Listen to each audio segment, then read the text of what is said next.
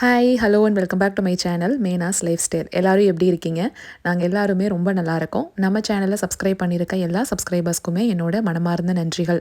இப்போ தான் என்னோடய வீடியோவை நீங்கள் ஃபஸ்ட் டைம் பார்க்குறீங்கன்னா இந்த வீடியோ ஃபுல்லாக பார்த்துட்டு பிடிச்சிருந்துச்சுன்னா மட்டுமே சப்ஸ்கிரைப் பண்ணுறதுக்கு கன்சிடர் பண்ணுங்கள்.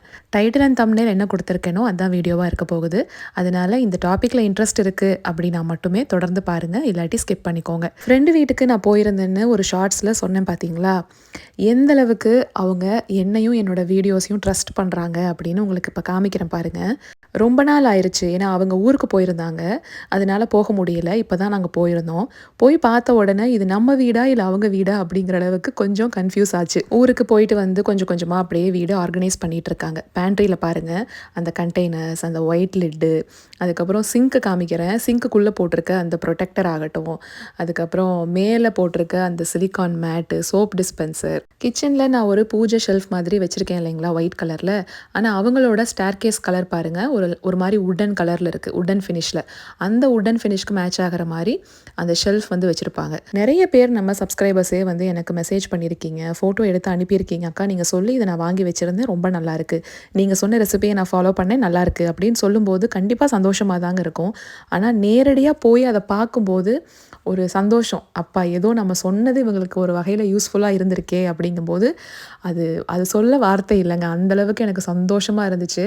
அதே மாதிரி அவங்கக்கிட்ட இருந்தும் சில ஐடியாஸ் நான் வாங்கிட்டு வந்திருக்கேன். அந்த உடன் பேனல் டிவிக்கு பின்னாடி வச்சுருக்காங்க பார்த்தீங்களா, ரொம்ப நாளாக அது வாங்கலாமா வேண்டாமான்னு எனக்கு டவுட் இருந்துகிட்டே இருந்தது. ஏன்னா அது எந்த அளவுக்கு குவாலிட்டி நல்லாயிருக்கும் அப்படின்னு எனக்கு தெரியாமல் இருந்துச்சு. வீட்டில் நிறையா இடங்கள்ல அந்த மாதிரி செட் பண்ணலான்னு நான் ஒரு ஐடியா வச்சுருந்தேன். வாங்கறதுக்கு மட்டும் தயக்கம் இருந்துச்சு. அவங்க வீட்டில் வச்சுருக்கிறத பார்த்ததுக்கப்புறமா ஓகே நம்ம வந்து இதே மாதிரி செட் பண்ணிக்கலாம் அப்படின்னு அவங்க வீட்டில் பார்த்துட்டு வந்ததுக்கப்புறமா இப்போ ஒரு ஐடியா வந்திருக்கு.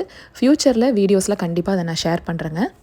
இன்றைக்கி டாப்பிக்கை நல்லா டீட்டெயில்டாக உட்காந்து பேசிடலாம். ஒரு சிலருக்கு தெரியும், ஒரு சிலருக்கு தெரிஞ்சிருக்காது. திரும்பவும் சொல்கிறேன்.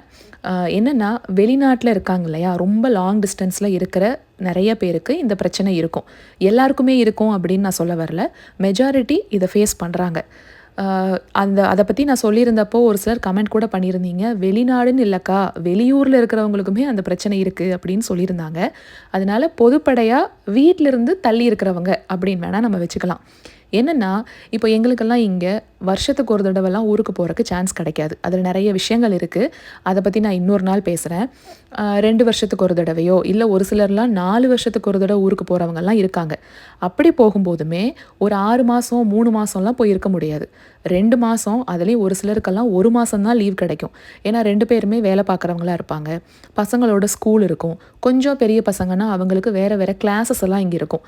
இது எல்லாத்தையும் பார்த்து தான் அவங்க லீவை வந்து கேல்குலேட் பண்ணி ஊருக்கு போவாங்க. அப்படி போகும்போது நிம்மதியாக போயிட்டு நிம்மதியாக வர முடியுதா அப்படின்னா இல்லவே இல்லை. நிறைய எதிர்பார்ப்புகளோடையும் நிறைய ஆசைகளோடையும் நம்ம ஊருக்கு போய் நம்ம என்ஜாய் பண்ண போகிறோம் அப்படின்னு போய் இறங்குனா, எங்கள் வீட்டில் தான் நீ முதல்ல தங்கணும், உங்கள் வீட்டுக்கு நீ போகக்கூடாது அப்படின்னு ஆரம்பிக்கிற பிரச்சனை திரும்ப ஊருக்கு வர்ற வரைக்குமே இது ரிலேட்டடாகவே பிரச்சனை பண்ணிக்கிட்டே இருப்பாங்க. ஒரு கட்டத்தில் நம்ம ஊருக்கே இனிமேல் வர வேண்டாண்டா, பேசாமல் நம்ம ஊர்லேயே இருந்துக்கலாம் அப்படின்னு நம்மளே அந்த டிசிஷன் எடுக்க வச்சு தான் அனுப்பி வைக்கிறாங்க. இந்த டாக்ஸிக் ரிலேஷன்ஷிப், இன்லாஸ் அப்படிங்கிறத பற்றியெல்லாம் நிறைய பேர் பேசியிருக்காங்க. ஆனால் குறிப்பாக இந்த சப்ஜெக்ட், அதாவது ஊருக்கு போகும்போது நடக்கிற விஷயங்கள் இருக்குது பாருங்கள், அதை பற்றி மட்டும் ஒரு வீடியோவில் பேசுங்கன்னு கேட்டிருந்தாங்க. அதனால் அதை பற்றி மட்டும்தான் பேச போகிறோம். இப்போ ஹஸ்பண்ட் அண்ட் ஒய்ஃப் 2 பேர் இருக்காங்களா, 2 பேருமே வெளிநாட்டில் இருக்காங்க இல்லை வெளியூரில் இருக்காங்க. அவங்க அப்பா அம்மாவை விட்டுட்டு 2 பேருமே தனியாக தான் இருக்காங்க. ஊருக்கு வர்றாங்க லீவுக்கு அப்படின்னா அந்த பையன் நேராக அவங்க வீட்டுக்கு போயிடலாம், அவங்க அப்பா அம்மா கூட போய் இருந்துக்கலாம். ஆனால் அந்த பொண்ணு அவங்க அப்பா அம்மா வீட்டுக்கு போகக்கூடாது. நேராக எங்கே போகணும், ஹஸ்பண்டோட அவங்க வீட்டுக்கு தான் போகணும். அது வந்துட்டு ஒரு ப்ரைமரி ரூல் மாதிரியே நிறையா ஃபேமிலியில் இருக்குது. ஏம்மா இதெல்லாம் ஒரு பிரச்சனையா, ஒரு 10 நாள் தான் அங்கே போய் இருந்துட்டு அதுக்கப்புறமா தான் அவங்க அப்பா அம்மா வீட்டுக்கு போயேன், இதில் என்ன பெரிய தப்பு கண்டுபிடிச்சிட்ட நீயே அப்படின்னு கூட ஒரு சிலர் நினைப்பீங்க. இதில் தான் ஒரு பெரிய விஷயமே இருக்குது. என்னென்னா, இப்போ உதாரணத்துக்கு இப்போ நான் அமெரிக்காவில் இருக்கேன் இல்லைங்களா, அதை வச்சே பேசுகிறேன். இங்கே நைட்டுனா அங்கே இந்தியாவில் பகல். ஃப்ளைட் டைம் அப்படிங்கிறது சாலிடாக 23 மணி நேரத்துலேருந்து 2 நாள் வரைக்கும் கூட ஆகும். அந்த வெயிட்டிங் ஹவர்ஸு அதெல்லாம் சேர்த்துறது இதெல்லாம் எப்படி பார்த்தாலும் 2 நாள் ஆயிருங்க போய் அங்கே இறங்கும்போது. சரி அந்த ஃப்ளைட்லயாவது நம்ம தூங்கலாம் அப்படின்னு பார்த்தா தூங்கவும் முடியாது. நம்ம குழந்தைங்கள கூட்டிட்டு போறோம். குழந்தை குட்டியோட போகும்போது நம்ம தூங்க முடியுமா? 6 மணி நேரம் ஒரு ஸ்ட்ரெச்சில தூங்குறதே வந்து பெரிய விஷயமா இருக்கும். ஏன்னா குழந்தைங்க தூங்கவே மாட்டாங்க. ஃப்ளைட்டுக்குள்ள போய் உட்கார்ந்தோனே எல்லாத்தையும் ஆராய்ச்சி பண்றதுலேருந்து ஆரம்பிச்சு அவங்க தூங்குறதுக்கே ரொம்ப டைம் எடுக்கும். அப்பாடான்னு அவங்க கண்ண மூடுவாங்க பாருங்க. கரெக்ட்டா அப்பதான் ஏர் ஹோஸ்டஸ் வருவாங்க. உங்களுக்கு வெஜ்ஜா? நான்வெஜ்ஜா? அப்படின்னு கேட்டுக்கிட்டு வருவாங்க பாருங்க. நமக்கு வந்து கடவுளே அப்படின்னு இருக்கும். பசங்கள அதுக்கப்புறமா எழுப்பி சாப்பாட்ட குடுத்து, நம்மளும் சாப்பிட்டுட்டு திரும்பவும் தூங்குற வைக்கிறக்குள்ள டைம் வந்து இப்படியே தான் போகும். ஒரு 6 மணி நேரம் நம்ம தூங்கிட்டோம் அப்படின்னாவே அது ஒரு பெரிய சாதனை தான். இதில இந்த தண்ணி ஊத்திட்டு இருக்கான் பார்த்தீங்களா? இந்த மாரி பசங்க இருக்காங்க. இல்ல இத விட சின்ன பசங்களா இருக்காங்க அப்படிங்கும்போது, இன்னும் பிரெஸ்ட் ஃபீடிங் மாம்லாம் இருக்காங்க பாருங்க. அவங்கலாம் ரொம்ப பாவம். தூங்குறக்கே டைம் இருக்காது. சில குழந்தைங்கலாம் அழுதுகிட்டே இருப்பாங்க ஃப்ளைட்ல. எதுக்கு அழறாங்கன்னே தெரியாது. அழுதுகிட்டே வருவாங்க. இதில 2 வயசுக்கு கீழ இருக்கிற குழந்தைங்களுக்கு தனி சீட்டெல்லாம் கிடையாது. நம்ம மடியில தான் வச்சு கூட்டிட்டு போகணும். நெனச்சு பாருங்க 24 மணி நேரம் இந்த மாரி மடியில வச்சு ஹஸ்பண்ட் அண்ட் ஒய்ஃப் 2 பேருமே மாத்தி மாத்தி வச்சுக்கிட்டாலுமே, அது எவ்வளோ டயர்ட்னஸ் குடுக்கும் அப்படின்னு. வெளியில வேடிக்கை காட்டலாம் அப்படின்னா, நம்ம பஸ்லயோ, கார்லயோ போல ஃப்ளைட்ல போயிட்டுருக்கோம். அந்த முன்னாடி இருக்கிற ஸ்க்ரீன 2 வயசு கீழ இருக்க குழந்தைங்க பார்க்கவும் மாட்டாங்க. அவங்கள வந்து என்கேஜ் பண்ணி உட்கார வச்சு, அந்த 24 மணி நேரத்த கடந்து அங்க போய் இறங்கும்போது, நம்ம பாடி வந்து நம்மகிட்ட கெஞ்சும். கால் நீட்டி படுத்துக்கணுமே அப்படிங்கிற அளவுக்கு நம்ம பாடி அவ்வளோ டயர்ட் ஆயிருக்கும். போய் இறங்கும்போதே நம்மள பார்த்தாவே சொல்லுவாங்க. எங்க அம்மாலாம் கேட்டிருக்காங்க. "நீ என்ன ஃப்ளைட்ல வந்தியா? இல்ல ஏதாவது ஜுராசிக் பார்க்குக்கு போயிட்டு வர்றியா? என்ன தலைமுடியெல்லாம் இப்படி இப்படி இருக்கு. என்ன இப்படி வந்து இறங்குற?" அப்படிங்கிறது தான் அவங்க கேட்பாங்க. இதில ஹஸ்பண்ட் அண்ட் ஒய்ஃப் 2 பேருமே தான் டயர்ட் ஆவாங்க. நான் வந்து பொண்ணுங்க மட்டும் தான் டயர்ட் ஆகுறாங்கன்னுலாம் சொல்ல வரல. ஆனா, நெறைய கேஸஸ்ல பார்த்தீங்கன்னா, தனியா ட்ராவல் பண்ற மாரி இருக்கும் குழந்தைங்களோட. ஹஸ்பண்ட்ஸ்க்கு வந்துட்டு ஆஃபீஸ் லீவ் இருக்காது.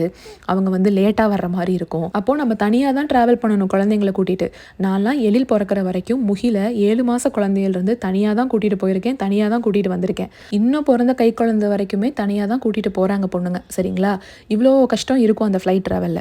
ஊருக்கு கிளம்புறக்கு முன்னாடி என்னன்னு சொல்லுவாங்கன்னா, "எப்படியாவது நீ கஷ்டப்பட்டு மேனேஜ் பண்ணி இங்க வரைக்கும் வந்துரு. அந்த ஃப்ளைட் ட்ராவல மட்டும் நீ கடந்து வந்துரு. குழந்தை இங்க வந்தோனே நாங்க பார்த்துட்டு உனக்கு ரெஸ்ட் குடுத்துர்றோம்." அப்படின்னு சொல்லுற நெறையா பேரு, அங்க போய் இறங்குனதுக்கு அப்புறமா அந்த சொன்ன சொல்ல காப்பாத்தவே மாட்டாங்க. நீங்க இவ்வளோ கஷ்டப்பட்டு அங்க போய் இறங்குறீங்கல்ல, இதில நீங்க தனியா போய் இறங்குனாலும் சரி, இல்ல வீட்டுக்காரரோடயே போய் இறங்குனாலும் சரி, "என்னம்மா ஃப்ளைட் ட்ராவல் ரொம்ப கஷ்டமா இருந்துச்சா? நீ எப்படி இருக்க? நீ ஃப்ளைட்ல கொஞ்சமாவது தூங்குனியா? ஏதாவது சாப்பிட்டியா? பசங்க என்ன ரொம்ப கஷ்டப்படுத்திட்டாங்களா?" அப்படின்னு கேட்டாங்கன்னு வைங்களேன், வேற எதையுமே எதிர்பார்க்கவே மாட்டாங்க பொண்ணுங்க. போய் இறங்குன உடனே இந்த ஒரு வார்த்தை கேட்டுட்டாங்கன்னு வச்சுக்கோங்களேன், நமக்கு அவ்வளோ ரிலீஃபா இருக்கும். ஆனா, அப்படி கேட்காம என்ன தெரியுமா பண்ணுவாங்க? நீங்க தனியா போய் இறங்குனாலும் சரி, இல்ல உங்க பார்ட்னரோட போய் இறங்குனாலும் சரி, ஃபர்ஸ்ட்டு அவங்க சொல்றது, "என்ன எல்லாரும் இப்படி இளைச்சு போய் இருக்கீங்க? பசங்கள்லாம் என்ன இப்படி இளைச்சிட்டாங்க? சரியாவே நீ சாப்பாடு போடுறது இல்லையான்னு?" கேட்பாங்க. நமக்கு ஏற்கனவே இந்த டிராவல் டயர்டு. போய் இறங்குறது பகலா இருந்துச்சுன்னா, தூக்கம் கன்னா பின்னான்னு நமக்கு வரும். இப்படி இருக்கிற டைம்ல இப்படி வார்த்தை வந்துச்சுன்னா, அப்பவே நமக்கு வந்து முகத்துல அடிச்ச மாதிரி ஒரு ஒரு மாதிரி ஹர்ட்டிங்கா தான் இருக்கும். இது ஃபேஸ் பண்றவங்கனால மட்டும் தாங்க ரிலேட் பண்ணிக்க முடியும். அவ்ளோ கஷ்டமா இருக்கும். சரி அப்படின்னு சொல்லிட்டு நம்ம அவங்க வீட்டுக்கே போறோம்னு வச்சுக்கோங்களேன். போன உடனே உட்காந்தே போனதுக்கு அதுக்கும் கால் 2ம் பயங்கரமா வலிக்கும். கால் நீட்டி படுத்துக்கலான்னு தோணும். அந்த ஜெட் லேக் அப்படிங்கிறது கன்னா பின்னான்னு இருக்குங்க. ஆனா நீங்க அப்படியெல்லாம் போய் படுத்து தூங்கவே முடியாது. உங்க வீட்டுக்காரர் தூங்கலாம். ஏன்னா, அவரு வந்து ஃப்ளைட்ல சரியா தூங்கியிருக்க மாட்டாரு. உங்க பசங்க, பொண்ணுங்க அவங்க தூங்கலாம். ஏன்னா, அவங்களும் ஃப்ளைட்ல சரியா தூங்கியிருக்க மாட்டாங்க. நீங்க தூங்கக்கூடாது. உங்களுக்கும் தான் அந்த ஜெட் லேக் இருக்கும் அப்படிங்கிறத அவங்க மைண்ட் பண்ணிக்கவே மாட்டாங்க. சிம்பிளா சொல்லிருவாங்க. என்ன தெரியுமா? அவங்க தூங்கி எந்திரிச்சதுக்கு அப்புறமா சாப்பிடுவாங்கல்ல, அவங்க என்ன சாப்பிடுவாங்கன்னு எனக்கு தெரியாது. உன் பசங்களுக்கு, உன் பொண்ணுங்களுக்கு நீ என்ன செஞ்சு குடுப்பேன்னு எனக்கு தெரியாது. அவங்களுக்கு என்ன பிடிக்கும்னு எனக்கு தெரியாது. அப்ப நீ தானே செய்யணும் அப்படின்னு சிம்பிளா சொல்லிருவாங்க. இதுல நீங்க எதிர்த்து பேசவே முடியாது. போன உடனே எதுக்குடா ஒரு ஆர்கியூமெண்ட்குள்ள நம்ம போகணும். சரி ஓகே நம்ம செஞ்சிரலாம் அப்படின்னு தான் நம்ம மைண்ட் செட் போகுமே தவிர, அங்க வந்து பேசணும் அப்படின்னே நம்ம நினைக்க மாட்டோம். இதுல ஹஸ்பண்ட வந்து சப்போர்ட்டுக்கு கூப்பிடலாம் அப்படின்னா, அவர் தான் ஏற்கனவே அங்க ஆழ்ந்த தூக்கத்துல இருப்பாரு. அவர போய் நீங்க எழுப்பவும் முடியாது. இன்னொன்னு பார்ட்னர்ஸே வந்துட்டு போன உடனே எல்லாருக்குமே ஜெட் லேக்கா இருக்கு. எல்லாருமே நாங்க குளிச்சுட்டு ஒரு தூக்கம் போட்டு எந்திரிக்கிறோம். அதுக்கப்புறம் மத்தத பேசிக்கலாம் அப்படின்னு சொல்லிட்டா பிரச்சனை முடிஞ்சு போச்சு. பட் இவங்க வந்து அதெல்லாம் சொல்ல மாட்டாங்க. அவங்களுக்கு எப்படி இருக்கும்னா, நம்ம போய் தூங்கலாம், அவளும் தூங்கிக்குவா அப்படின்னு நெனச்சுக்குவாங்க. ஆனா பின்னாடி என்ன நடக்குது அப்படிங்கிறது அவங்களுக்கு தெரியவே தெரியாது. இதுல நீங்க எதிர்த்து பேசிட்டீங்க அப்படின்னா, வந்த உடனே சண்டைய ஆரம்பிச்சுட்டா அப்படிங்கிற ஒரு பேரையும் நம்ம வாங்க வேண்டியது இருக்கும். இந்த மாரி டைம்ல தான் அவங்களுக்கு தோணும். ஜெட் லேக் முடியிற வரைக்குமாவது நம்ம போய் நம்ம வீட்ல இருந்துட்டு வரலாமே அப்படின்னு. ஆனால் அதுக்கு என்ன சொல்கிறது, அதுக்கு ஆப்ஷனே இருக்காது. ரொம்ப அடமெண்ட்டாக என்ன சொல்லிடுவாங்க, இன்லாஸ் வீட்டில் தான் வந்து தங்கணும் அப்படின்னு சொல்லிடுவாங்க. இதில் அடுத்து ஒரு பிரச்சனை இருக்குது. குழந்தைங்களுக்கு சீக்கிரமாக உடம்பு சரியில்லாமல் போயிடும். ஏன் நமக்கே கூட உடம்பு சரியில்லாமல் போயிடும். ஏன்னா வெதர் கண்டிஷன் சேஞ்ச் ஆகுது. அங்கே போனோன்னே தண்ணி மாறுறது, ஃப்ளைட்டில் வந்துட்டு நம்ம அதை இதையும் சாப்பிட்ருப்போம், தண்ணி மாற்றி குடிக்கிறது, இது எல்லாத்துலேயுமே போன உடனே நமக்கு கண்டிப்பாக உடம்பு சரியில்லாமல் போகும். இந்த பீரியட்லேயும் நம்மளையும் டேக் கேர் பண்ணிக்கிட்டு நம்ம பசங்களையும் நம்ம தான் பார்த்துக்கணும். அவங்க அதுக்குள்ளே வரவே மாட்டாங்க. சிம்பிளாக இப்பயும் சொல்லுவாங்க, எனக்கு தெரியாது. அந்த தெரியாதுங்கிற வார்த்தை வந்துக்கிட்டே இருக்குங்க. நீங்கள் என்ன சொல்லியுமே அங்கே பேசவே முடியாது. ஏன்னா இது வந்துட்டு நீங்கள் உங்கள் ஹஸ்பண்ட் கிட்ட கொண்டு போனீங்க அப்படின்னா கூட அவங்க தெரியாதுங்கிறனால தானே தெரியாதுன்னு சொல்கிறாங்க அப்படின்றவாங்க. ஆனால் நல்லா நீங்கள் யோசிச்சு பாருங்கள், வேறு ஏதாவது பிரச்சனை வீட்டில் முன்னாடி வந்திருக்கும், இல்லை வேறு ஏதாவது ஆர்கியூமெண்ட் நடந்திருக்கும். அப்போ அவங்க என்ன தெரியுமா சொல்லுவாங்க, நாங்கள்லாம் குழந்தைங்களை வளர்த்துனதே இல்லையா, எங்களுக்கெல்லாம் அதில் எக்ஸ்பீரியன்ஸ் இல்லையா, நீங்கள் எங்களுக்கே சொல்லி கொடுக்குறீங்களான்னு கேட்ட அவங்களே தான் இப்போ என்ன சொல்லுவாங்க, எனக்கு தெரியாது, நீ எப்படி பார்த்துக்குவேன்னு, உன் பசங்களையும் உன் பொண்ணுங்களையும் நீ எப்படி பார்த்துக்குவேன்னு எனக்கு தெரியாது, இந்த ஸ்டேட்மெண்ட் வரும். இந்த மாதிரி நடக்கும்போது தான் நம்ம கம்பேர் பண்ணி பார்த்துக்கிட்டே இருப்போம். ஆட்டோமேட்டிக்காக நம்ம மைண்டே கம்பேர் பண்ணும். இதுவே நம்ம வீடாக இருந்தால், இதுவே நம்ம அம்மா அப்பாவாக இருந்தால் அப்படி பண்ணியிருப்பாங்களா அப்படின்னு தோணிக்கிட்டே இருக்குங்க. ஏன்னா நம்மக்கிட்ட ஃபோன் பேசுகிறாங்க இல்லையா, நம்ம வெளிநாட்டில் இருக்கும்போதோ வெளியூரில் இருக்கும்போதோ நம்ம பேரண்ட்ஸ் நம்மக்கிட்ட பேசும்போது ஒவ்வொரு விஷயத்தையும் கேட்டு தெரிஞ்சுக்குவாங்க. பேரன் பேத்திகளுக்கு என்ன பிடிக்கும், நீ சாப்பிட்டியாமா, நீ தூங்குனியா, பேரன் பேத்திக என்ன பண்ணுறாங்க, அவங்களுக்கு எது பிடிக்கும் எது பிடிக்காதுங்கிறத டிப் ஆஃப் த ஃபிங்கரில் வச்சுருப்பாங்க. நம்ம போய் அங்கே சொல்லணுங்கிற அவசியமே இருக்காது. அவங்களே அதெல்லாம் ரெடி பண்ணி கொடுத்துருவாங்க. இல்லாட்டி நீ சொல்லிவிட்டு நீ போய் ரெஸ்ட் எடு, நாங்கள் பார்த்துக்குறோம் அப்படின்னு சொல்லிடுவாங்க. இந்த வார்த்தை இன்லாஸ் கிட்டேருந்து மெஜாரிட்டி வரவே வராதுங்க. ஒரு சிஸ்டர் சொல்லியிருந்தாங்க, அக்கா நான் சாப்பிட்டுக்கிட்டு இருப்பேன், என் பொண்ணு வந்துட்டு டைப்பர் தான் பாட்டி ட்ரெயின் பண்ணவே இல்லை, அவள் மோஷன் போகிறா, டைப்பர்லேயே அப்படியே போயிட்டுருக்கா, நான் சாப்பிட்டுக்கிட்டு இருக்கேன், நான் சொல்கிறேன் அவளை போய் நீங்கள் வந்துட்டு வாஷ் பண்ணி கூட்டிகிட்டு வந்துடுங்க, நான் சாப்பிட்டு முடிக்கிறேன் அப்படின்னு சொல்கிறேன். அவங்க சொன்னாங்களாம், நீ சாப்பிட்டு முடிக்கிற வரைக்கும் நான் அவள் வந்து கீழே உட்காராமல் நான் பார்த்துக்கிறேன், நீ சாப்பிட்டு முடிச்சுட்டு வந்து நீயே வந்து கழுவி விட்டுரு. ஒரு டயப்பரை கூட மாற்றி விட மாட்டாங்க, குளிச்சு விட மாட்டாங்க, சாப்பாடு ஊட்டி விட மாட்டாங்க. எல்லாத்துக்குமே அவங்க சொல்கிறது, அது என்கிட்டலாம் அது பண்ண மாட்டேங்குது, நீயே அதை டேக் கேர் பண்ணிக்கோ அப்படின்னு சொல்லிட்டு போயிடுவாங்க. இதெல்லாம் எதுவுமே தெரியாமல் இருக்கிறவங்க, இந்த தூரத்து சொந்தக்காரங்க, அக்கம் பக்கத்தில் இருக்கிறவங்க, போகிறவங்க வர்றவங்க, இவங்கெல்லாம் ஈஸியாக ஒரு ஜட்ஜ்மெண்ட்டாக கொடுத்துட்டு போயிடுறது. இந்த 4 செவத்துக்குள்ளே என்ன நடக்குதுன்னு அவங்களுக்கு தெரியாது இல்லையா.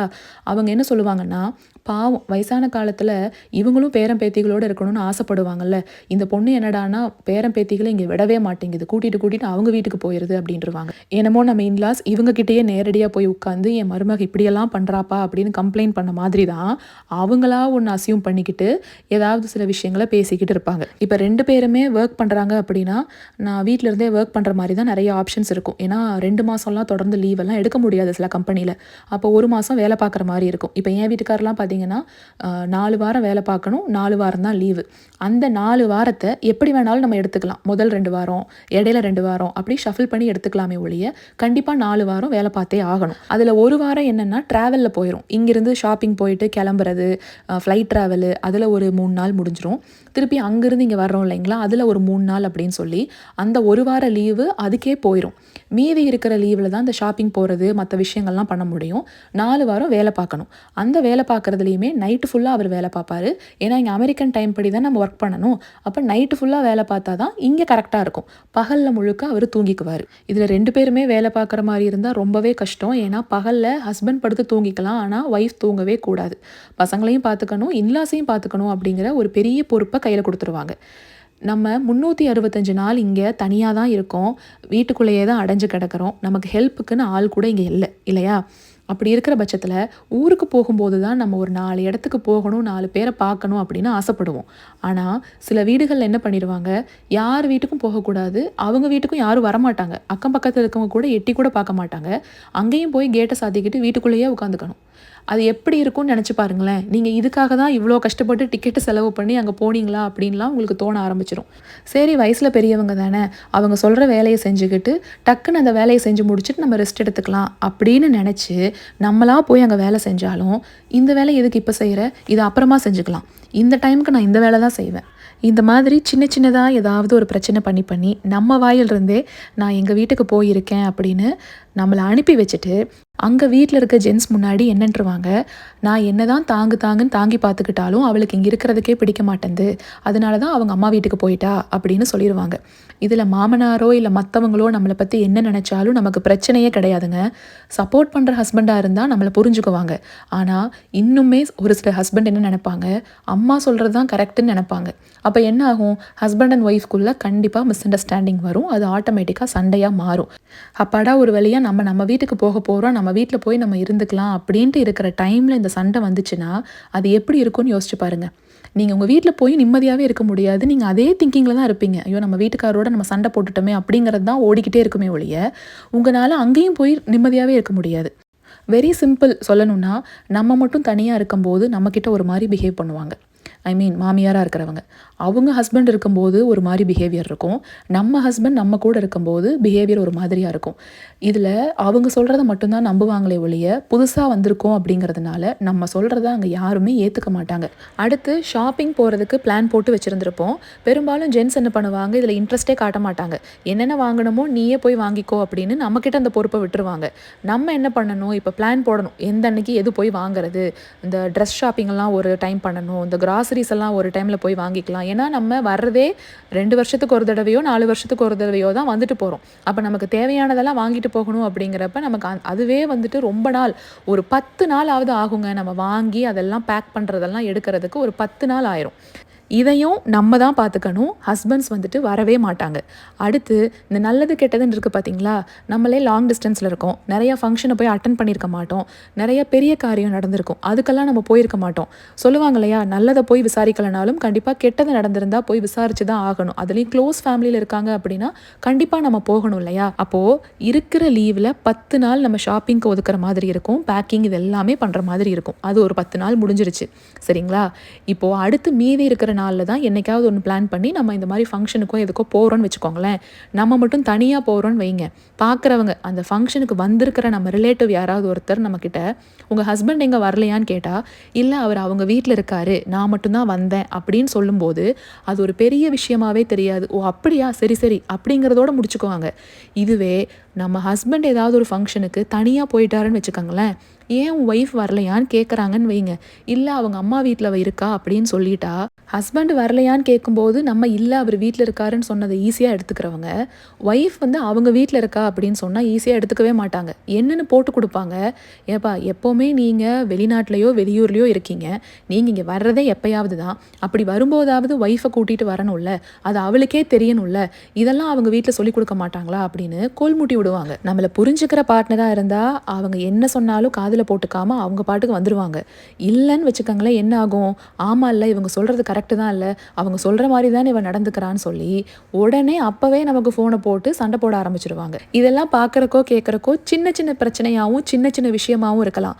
ஆனால் இதெல்லாம் சின்ன பிரச்சனை தானேன்னு சொல்கிற அதே சொசைட்டி தான் நாளைக்கு பெருசாக ஏதாவது நடக்கும்போது, நீ ஏம்மா இதை முன்னாடியே சொல்லலை, உங்கள் அப்பா அம்மா கிட்ட நீ முன்னாடியே சொல்லியிருந்துருக்கணும்ல, உங்கள் அப்பா அம்மா இதெல்லாம் தெரிஞ்சுமே ஏன் ஆக்ஷன் எடுக்காமல் இருந்தாங்க அப்படின்னு பாதிக்கப்பட்டவங்க மேலே தான் இந்த சொசைட்டி பழிய தூக்கி போடுமே தவிர, பிரச்சனை பண்ணுறவங்களையும் இதெல்லாம் செய்கிறவங்கள பற்றி கேள்வியே கேட்காது. இப்போ நான் சொன்னது எல்லாமே ஹஸ்பண்டோட போகும்போதே நடக்குது அப்படிங்கிறப்ப, ஹஸ்பண்ட் இல்லாமல் போனோம் அப்படின்னா அது வேறு லெவல் பஞ்சாயத்துக்கு போகும். அதுலேயும் ஒரு சிஸ்டர் சொல்லியிருந்தாங்க, நாங்கள் சென்னையில் இருக்கோம், ஆனால் எங்கள் இன்லா என்ன சொல்கிறாங்கன்னா, அவன் மட்டும் அங்கே வேலை பார்க்கட்டும், நீ குழந்தைங்களை கூட்டிகிட்டு இங்கே எங்களோடையே ஸ்டே பண்ணிக்கோ, மாதத்துக்கு ஒரு தடவை அவன் பார்த்துட்டு போகட்டும் அப்படிங்கிறாங்களாம்.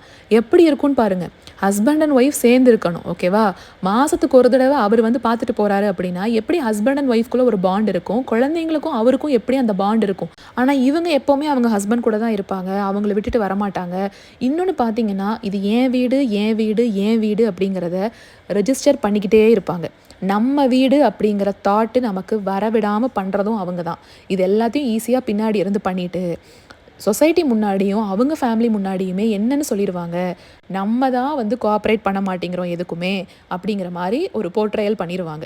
இதில் ஒர்க்கிங் விமனாக இருக்காங்க, ஃபினான்ஷியலாக அவங்க ரொம்ப ஸ்ட்ராங்காக இண்டிபெண்ட்டாக இருக்காங்க அப்படின்னா அவங்களுக்கு பிரச்சனையே வராது, அவங்க இக்னோர் பண்ணிட்டு போயிட்டே இருக்கலாம் அப்படின்னு ஒரு சிலர் சொல்லுவாங்க. அதெல்லாம் இல்லவே இல்லைங்க. எனக்கு டிஎம் வந்துருதுன்னு சொன்னேன் பார்த்தீங்களா, அதில் நிறைய பேர் ஒர்க்கிங் தான். இதில் என்னென்னா வேலையும் பார்க்கக்கூடாதான். அதில் என்ன சொல்லுவாங்கன்னா, எப்போ பார்த்தாலும் இந்த கம்ப்யூட்டர் பொட்டியை தூக்கி வச்சுக்கிட்டு நீ உட்காந்துக்கிற அப்படின்னு சொல்லுவாங்களாம். ஒர்க் ஃப்ரம் ஹோமில் இருப்பாங்க இல்லையா நிறையா பேர், அப்படியும் சொல்லிடுவாங்களாம். ஆனால் சேலரி வந்து 1 நாள் 2 நாள் லேட் ஆயிடுச்சு அப்படின்னா, ஏன் சேலரி வந்து இன்னும் நீ வீட்டுக்கு கொடுக்கல அப்படின்னும் திட்டுவாங்களாம். இதில் அவங்க அப்பா அம்மாவுக்கு சேலரியெல்லாம் நம்ம கொண்டு போய் கொடுக்கவே கூடாது. அது அவங்களுக்கு தெரியாம தான் குடுக்குற மாதிரி இருக்கும். தெரிஞ்சதுன்னா அதுக்கும் ஒரு சண்டை நடக்கும் அப்படின்லாம் வேற இருந்துச்சு. அதெல்லாம் படிக்கும்போது ரொம்ப கஷ்டமா இருந்துச்சுங்க. எந்த மாரி சொசைட்டில நம்ம இருந்துட்டுருக்கோம் அப்படின்னு. அதாவது அவங்க ஒரு பீரியட்ல மருமகளா இருந்திருப்பாங்க இல்லையா? அப்ப அவங்க ஃபேஸ் பண்ண விஷயங்கள் எல்லாத்தையும் தூக்கிட்டு வந்து, இப்ப நம்மகிட்ட காமிப்பாங்க. அது இந்த காலகட்டத்துக்கு கொஞ்சம் கூட வந்துட்டு அது ஒத்தே போகாது. ஒத்தே போகாத விஷயத்த கொண்டு வந்து தான், நம்ம இப்படி இப்படி நடந்துக்கணும் அப்படின்னு கண்டிஷன்ஸ் போடுவாங்க. அது எல்லாமே நான் இந்தியன் விளாக்லயே நான் சொன்னேன் பார்த்தீங்களா?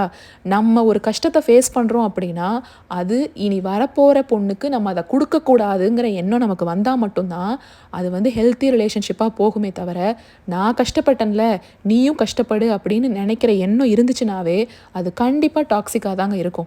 இன்னொன்று, நான் பையனை பெற்றவ, நான் யாருக்காகவும் அடிபணிஞ்சு போக தேவையில்ல, நான் பையனை பெற்றவ அப்படிங்கிற அந்த ஒரு ஹெட் வெயிட்டும் ஆட்டிடியூடும் அவங்கக்கிட்ட இருக்குன்னா, நீங்கள் தலைகீழாக நின்னா கூட அந்த ஆட்டிடியூடை கடைசி வரைக்கும் சேஞ்ச் பண்ணவே முடியாது. நம்ம ஊருக்கு போகிறதே நல்லா போய் ஜாலியாக என்ஜாய் பண்ணிட்டு வரணும், நிறைய மெமரிஸை சேர்த்து வச்சுக்கிட்டு வரணும் அப்படிங்கிறதுக்காக தான். ஆனால் இப்படி தொட்டதுக்கெல்லாம் சண்டை போட்டுக்கிட்டு, என்னை கேட்டுட்டு தான் நீ உங்கள் வீட்டுக்கு போகணும், இங்கே தான் முதல்ல வந்து தங்கணும், இங்கிருந்து தான் திரும்ப நீ ஊருக்கு போகணும், என்னை கேட்டுட்டு தான் நீ ஷாப்பிங் போகணும், நான் சொல்கிறத தான் நீ சமைச்சு சாப்பிடணும் இப்படின்னு பிரச்சனை பண்ணிக்கிட்டே இருந்தா, நம்ம ஏன்டா ஊருக்கு வந்தோம், திரும்பி எப்படா நம்ம வீட்டுக்கு போய் சேருவோம் அப்படிங்கிறது மட்டும் தாங்க நமக்கு ஞாபகத்தில் இருக்கும். அப்படி நம்ம இங்கே ஊருக்கு திரும்பி வந்துட்டா கூட அந்த ஹஸ்பண்ட் அண்ட் ஒய்ஃப்குள்ளே அந்த மிஸ் அண்டர்ஸ்டாண்டிங் இருக்குது பாருங்கள், அது ரொம்ப நாளைக்கு இருக்கும். அந்த ரெகுலர் ரொட்டீனுக்கு திரும்ப வர்றதுக்கே அவ்வளோ டைம் எடுக்கும். நம்மளால் வந்து அந்த மெமரிஸ் அப்படின்னு சொன்னோம் பாருங்கள், அந்த மெமரிஸே இருக்காது. நமக்கு அங்கே ஊரை பற்றி நினச்சாவே நமக்கு அந்த சண்டையும் பிரச்சனைகளும் தான் ஞாபகத்துக்கு வரும். ஒரு மாதிரி டிப்ரெஸ் ஆயிடுவோம். திரும்ப நம்ம ஊருக்கே போக வேண்டான்னு நம்ம மைண்ட் ஆட்டோமேட்டிக்காக ரெஜிஸ்டர் ஆயிரும். இதெல்லாம் ஊருக்கு போகும்போது நடக்கிற ஒரு சில விஷயங்கள் தான். இதை தாண்டி ஒவ்வொரு ஃபேமிலிலையும் வேறு வேறு பிரச்சனைகள் இருக்கும். அதெல்லாம் வந்துட்டு சொன்னோன்னா ஒரு நாள் பத்தாது, அந்த அளவுக்கு பிரச்சனை இருக்குது. இதில் என்ன நான் சொல்லுவேன்னா, உங்கள் பார்ட்னர் உங்களுக்கு சப்போர்ட்டிவாக இருக்காருங்கிற பட்சத்தில் இந்த மாதிரியான இன்லாஸை நம்ம இக்னோர் பண்ணுறதை தவிர வேறு எதுவுமே சொல்யூஷன் கிடையாதுங்க. சப்போர்ட்டிவான இன்லாஸ் இருக்கும்போது நமக்கு பிரச்சனையே கிடையாது. நம்ம பாட்டுக்கு போகலாம், 2 பக்கம் வீட்லேயுமே ஈக்குவலாக தங்கலாம், எல்லாரோடையும் டைம் ஸ்பெண்ட் பண்ணிட்டு வரலாம். ஆனால் தொட்டதுக்கெல்லாம் பிரச்சனை பண்ணுற இன்லாஸாக இருந்தால் அங்கே இவ்வளோ அட்ஜஸ்ட் பண்ணிவிட்டு நீங்கள் போய் இருக்கணுங்கிற அவசியமே இல்லைங்க. இத்தனை நாளாக அப்படி இருந்தீங்க இல்லையா, அதுக்கு யாராவது ரெட் கார்பெட் விரித்து தலையில் கிரீடம் வச்சு சிறந்த மருமகள் அவார்டு அப்படின்னு சொல்லி கையில் கொடுத்தாங்களா என்ன? ஆனால் ஜென்ஸ் வந்து ஈஸியாகவே அந்த நல்ல மாப்பிள்ளை, நல்ல மருமகன், எப்படி ஒரு மாப்பிள்ளை நமக்கு அமைஞ்சிருக்காரு அப்படிங்கிறதெல்லாம் டக்குன்னு சம்பாரிச்சிடுவாங்க. ரொம்ப மெனக்கெடணும் அப்படிங்கிற அவசியமே இருக்காது. ஒரு இடத்துக்கு காரில் போயிட்டுருக்கோம், கார் கதவை நம்ம திறக்காமல் நம்ம ஹஸ்பண்ட் ஓடி வந்து நமக்காக திறந்து விடுறாருன்னு வச்சுக்கோங்களேன், மாப்பிள்ளை ரொம்ப நல்லவர் இல்லை, ரொம்ப சூப்பரில், நம்ம பொண்ணை எப்படி தாங்கி பார்த்துக்கிறாரு அப்படின்னு நம்ம பேரண்ட்ஸ் ஒத்துக்குவாங்க. சொசைட்டியும் எப்படி ஒரு ஹஸ்பண்ட் கிடச்சிருக்காரு பாரு இந்த பொண்ணுக்கு அப்படின்னு அதை ஏற்றுக்கும். அவங்க அப்பா அம்மா, ஹஸ்பண்டோட அப்பா அம்மாவை என்னன்றுவாங்க, என் பையன் பாரு எப்படியெல்லாம் தாங்கி தாங்கி பார்த்துக்கிறான், இப்படி ஒரு பையன் கிடைக்கிற கொடுத்து வச்சுருக்கணும் அப்படின்றவாங்க. ஆனால் இதுவே நம்ம அந்த மொத்த குடும்பத்தையும் தாங்குன்னு தாங்கி பார்த்துக்கிட்டா கூட கடைசி வரைக்கும் நல்ல மருமகள் அப்படின்னு யாருமே அதை ஒத்துக்க மாட்டாங்க, சொல்லவும் மாட்டாங்க. அப்படி வராத ஒரு வார்த்தைக்காகவும் பட்டத்துக்காகவும் நம்ம இவ்வளோ அட்ஜஸ்ட் பண்ணணுங்கிற அவசியமே இல்லை. ஆனால் ஜென்ஸுக்கு கல்யாணத்துக்கு முன்னாடி அவங்க எப்படி இருந்தாங்களோ அதே மாதிரி தான் கல்யாணத்துக்கு அப்புறமும் இருக்காங்க. லீவ் விட்டாச்சு அப்படின்னா நேராக அவங்க வீட்டுக்கு தான் அவங்க போவாங்க. அவங்க வீட்லேயே கடைசி வரைக்கும் இருக்கலாம். லீவ் முடிஞ்சு வர்ற வரைக்கும் இருந்தால் கூட யாரும் கேள்வி கேட்க மாட்டாங்க. ஒய்ஃப் வீட்டுக்கு போகலை அப்படின்னாலும் யாரும் கேள்வி கேட்க மாட்டாங்க. ஒய்ஃபோட ஃபேமிலியோட டைம் ஸ்பெண்ட் பண்ணலை அப்படின்னாலும் யாரும் கேள்வி கேட்க மாட்டாங்க. ஆனால் நம்ம இதில் ஏதாவது ஒன்றை மிஸ் பண்ணிட்டோம் அப்படின்னா நம்மளை தான் எல்லா கேள்வியும் கேட்பாங்க. ஹஸ்பண்டையும் கேள்வி கேட்க வைப்பாங்க. சப்போர்ட் பண்ணுற ஹஸ்பண்டாக இருந்தால் இவங்களை அப்படியே இக்னோர் பண்ணிவிட்டு நீங்கள் பாட்டுக்கு உங்கள் வீட்டில் போய் இருந்து டைம் ஸ்பெண்ட் பண்ணிவிட்டு திரும்பி வந்துடுங்க. சப்போர்ட் பண்ணலைன்னு வச்சுக்கோங்களேன், அவங்களுக்காக நான் ஒன்று சொல்கிறேன். நிறையா படிச்சிருக்கீங்க, எக்ஸ்போஷர் நிறையா இருக்குது, அதனால தான் வெளிநாட்டிலையும் வெளியூர்லேயும் போய் உட்காந்து நீங்களாம் வேலை பார்த்துக்கிட்டு இருக்கீங்க. நீங்கள் இந்த ஜென்ரேஷனில் தான் வாழ்ந்துக்கிட்டு இருக்கீங்க, உங்கள் அப்பா அம்மா ஜென்ரேஷனில் நீங்கள் இல்லை. அப்போது அதுக்கு தகுந்த மாதிரி சில விஷயங்களை நீங்கள் தான் மாற்றிக்கணும். உங்கள் ஒய்ஃபுக்காக நீங்கள் தான் ஸ்டாண்ட் எடுத்து பேசணும்.